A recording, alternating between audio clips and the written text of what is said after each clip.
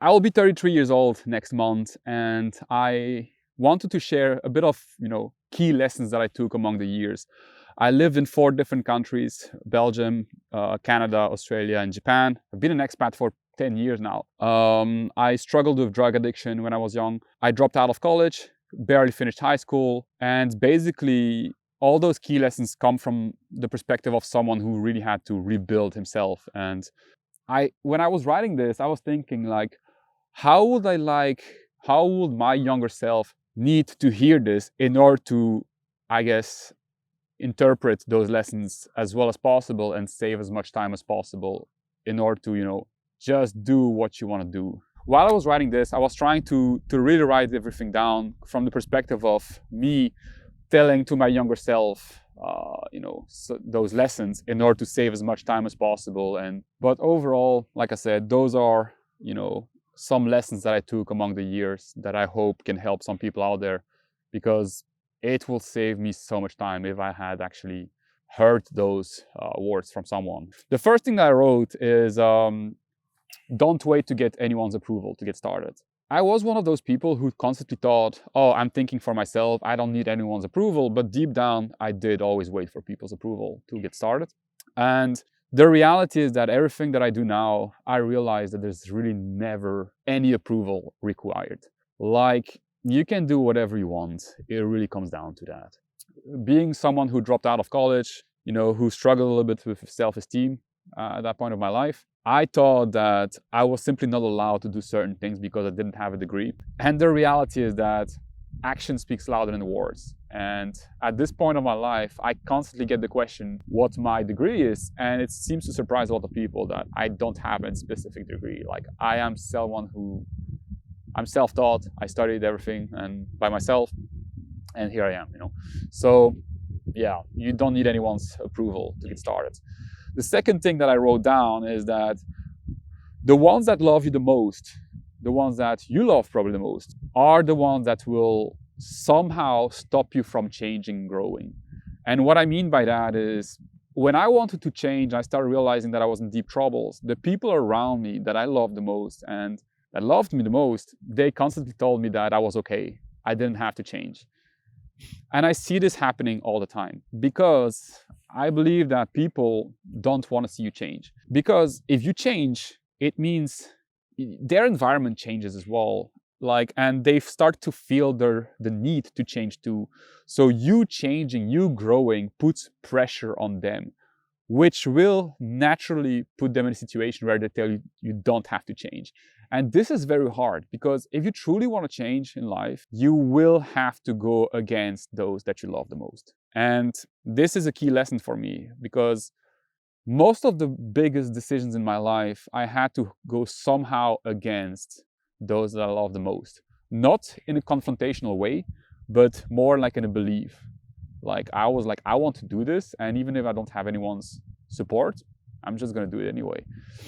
And the people around me always told me that I didn't have to change. I was fine as I was.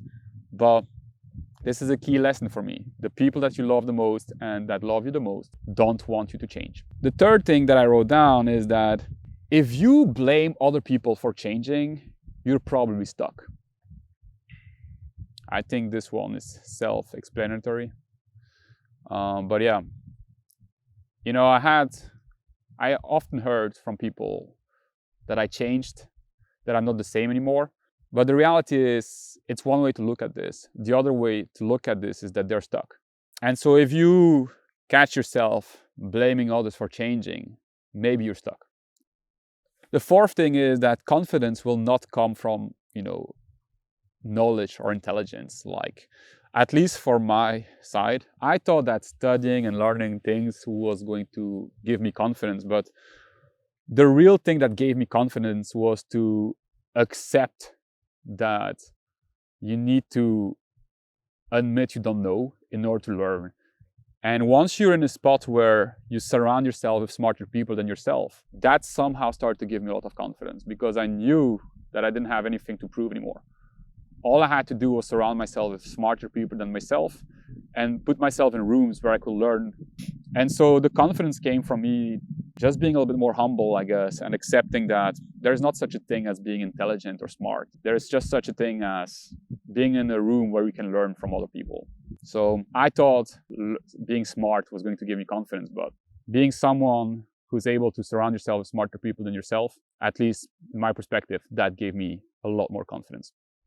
Another thing is that I wish someone had told me that it's okay to change your mind on things. It's okay to change your opinion. Because the reality is that if you have strong opinions on things, those opinions might stop you from growing. Because if you don't want to admit at some point that you were wrong, you will not allow yourself to change perspectives. And not allowing to change perspectives means you're not learning anything new. And I thought, like, you know, I had certain opinions, certain convictions, and I didn't want to change on those things. And those exact opinions and, you know, perspectives like that I had were stopping me from growing, basically. So yeah, it's fine to change your mind. There's nothing wrong with it. Another thing, and I see this so much time with people around me, is that you're not selfish for putting yourself and your own best interests first. Like, the amount of time that I see people putting their own comfort second is crazy. And I will qualify myself as potentially someone very selfish because I put myself at first. But the irony is that I have never helped more people since I feel good about myself. And I don't want to help people if I'm miserable. So my belief is that take care of yourself first, and that should allow you to help other people.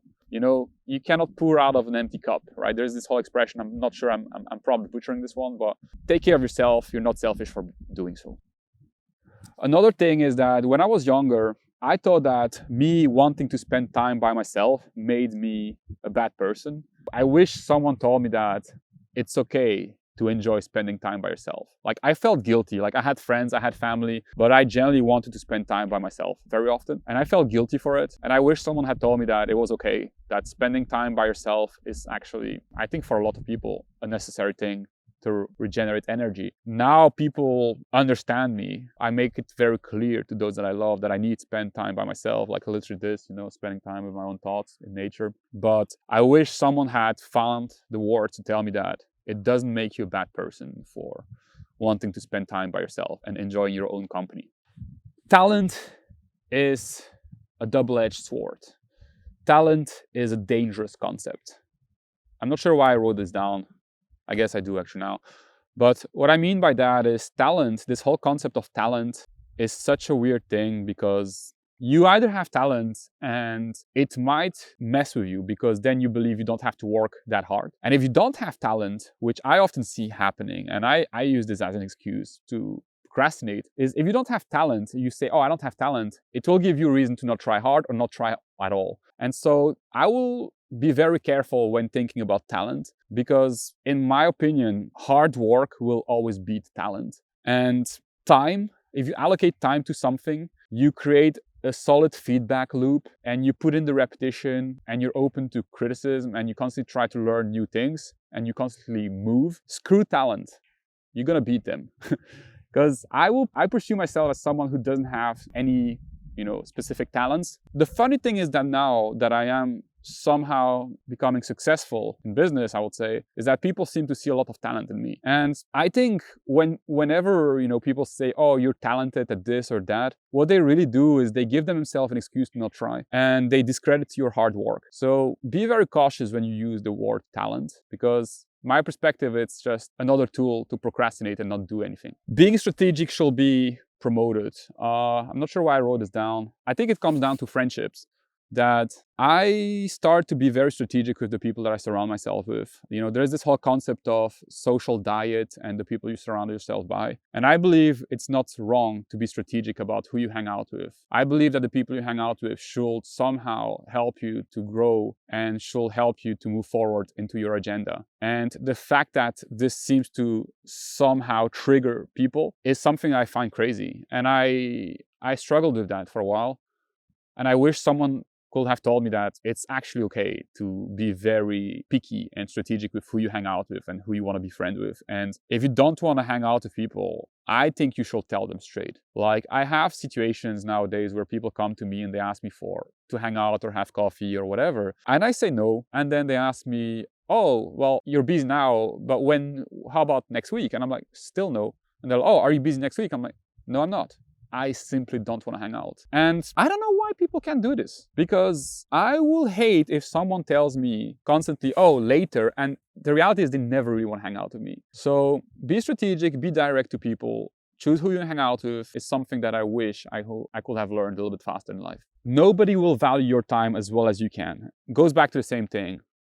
Your time is either cheap or very expensive. It's up to you. And people will take your time as it's free. It's normal. So be cautious. Most people don't want to hear the truth. This comes down to many situations where I try to, people come to me asking for somehow advice, and I am brutally direct to them. And the reality is they don't want to hear it. And I spend a lot of energy and frustrations on trying to tell people the truth, but they don't want to hear it. And I think it's okay. I mean, I'm sure there are situations still now in my life where people tell me stuff and I just don't want to hear it, even though it's the truth. But generally speaking, when I went through this phase of my life and I did so much to change, I made a big mistake trying to change everyone around me. And with that came the fact that I was trying to tell the truth to people on what this will do. And this is a big mistake.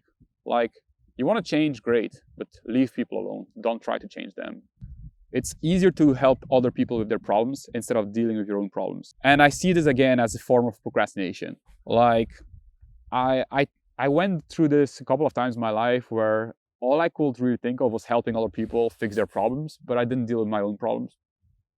And I think it's a very, very toxic thing. So, yeah. Another thing that I wrote down is that I wish people have told me that in order to move forward, you have to admit you're scared. The amount of things that you don't do just because you're scared, I would say probably 99% of things you don't do are just related to the fact you're scared. And being able to admit you're scared, being able to write it down and deconstruct that fear is the first step to move forward. And I see this with so many situations, including my own, but the amount of time that you're like, I want to do this, and then you're like, oh, I'm not doing it because of XYZ, and all you should just say is like, you're scared, and then write down what you're scared of, and you will do yourself such a big favor. I wish some people who had told me that it's fine to be scared. Journaling is a hack. People should write more. I believe that being able to write down your thoughts on a piece of paper is an amazing tool. And more people should do it because it changed my life. The ability to be in front of a blank page, that's life. That's what it is. Are you able to go in front of the unknown? This is the first exercise, journaling. And I wish people who had promoted more to me and explained to me more the benefits of doing so. Nobody cares of what you do. Live with it. It's a good thing. Only focus on what you control. Goes to journaling. Whenever you face a challenge, write down the aspect that you control and the aspect you don't control. Leave the one you don't control. Life will be easier. And yeah, I wish people had told me this. And the last one, last but not least, is that knowing a situation is bad, being aware of something that others might not be, doesn't matter if you don't take action. The amount of times that I see people thinking they're smarter than their environment because they see what is going on, but they don't move, is crazy. I've been there. I remember being in situations where, people complain about their bosses, people complain about how they get paid, people complain about everything, me included. And we think we're smart because we call shit out. But the reality is you're as dumb as the rest, if not dumber, if you don't take action and if you don't change your situation. So, yeah, being aware of bad stuff doesn't matter if you don't take action. And the amount of times that I felt smart because I knew what was going on, but the reality is that I didn't do anything. A lot. Anyway, this is what I wish someone had told me in my early 20s, I guess, in order to save a bunch of time. As always, if this resonates, happy. If you feel like you learned something along the years that you want to share it with me. I want to learn from people. And yeah, the YouTube journey goes on. I'll go back to my hike. And thank you. Cheers.